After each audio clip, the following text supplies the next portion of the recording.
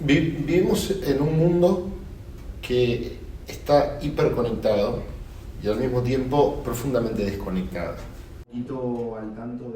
Hey Hornets, I'm Angelica Brito, here with the State Hornet for the Hispanic Heritage Month Conversatorio with Matías Mera and Dr. Juan Miranda.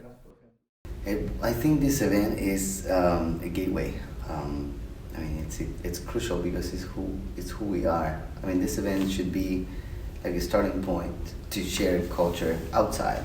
Bring awareness outside is going to help us also understand each other, know the treasures that we have that we don't know, and will also help us by sharing. Maybe somebody can teach you something, and then you can take something very valuable home.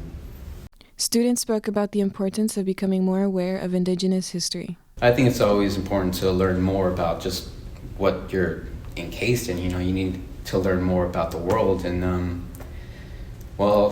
some of those Indigenous peoples and the history about that kind of reminded me, about Indigenous people here in America, and there's people like that all around the world. They've kind of been erased through history, either have been killed off or just kind of assimilated into our society, into our current culture, and then their past culture has been erased. It was great to be able to watch a documentary where you're not just looking at people through like textbooks and as characters, but you're actually learning about history through people who've been affected by it.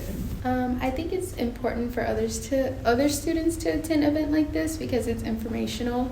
I think that a lot of our history is just based on a majority of like whoever's around, like the culture, like a lot. So I think it's important to know just different sides of everyone and different cultures and different histories and facts that helped form everything around us, like some of their some of their traditions and things like that.